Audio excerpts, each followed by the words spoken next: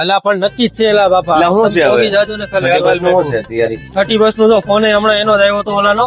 બરાબર 30 બસની બધી તૈયારી થઈ ગઈ. એને કહી દઉં તને કહી દઉં છું કે આ વખતે છે ને હું એકેયના પૈસા નહીં દઉં. બધાને છે ને ભાગે ભાગે આવે ને જે આવે ને એ દેવા પડશે. હા બાપા આપી દેવું. એટલે તમે બધા છે ને દર વખતે આવું જ કહો છો બરોબર. છેલ્લે છે ને મારો જ ગાળીઓ કરી નાખો છો. એટલે આ વખતે તો હું છે ને બધાને ફોન જો ઓલાને ફોન કરીને કહી દીધું ચોખવટ પાડી દીધી કે તમારે બધાને ભાગે ભાગે આવતા દેવા હોય ને તો જ આવજો બરાબર. નકર આપણે 30 બસ બનાવવાની થતી જ નથી. ગઈ વખત ની જેમ નો થયો. ઓલા ઘરે ખબર છે ને કેટલું ખૂટ્યો હતો ને આખા ગામમાં ગોતું રહ્યું હતું બરાબર. એટલે તું છે ને સફરજન ની પેટી એને કહે તૈયાર જ રાખે. હા એલા પેટી તું રાખી જ મૂકજે બરાબર છે. તને એવું લાગે ને તો હું આ વખતે એડવાન્સમાં તને પૈસા જમા કરાવી દઈ અને પેટી તું રાખી જ મૂકજે બરાબર છે.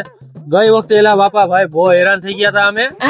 ઈ ઓલા લોકોના લીધે એકે એને પૈસા કાઢવાની બધું મારી ઉપર ઢોળી દીધું તું. ક્યાં જવું પછી તો અમે કઈ આખું ગામ રખડા છીએ. હું ચાલે કાલનું બધું કન્ફર્મ છે ને ભાઈ?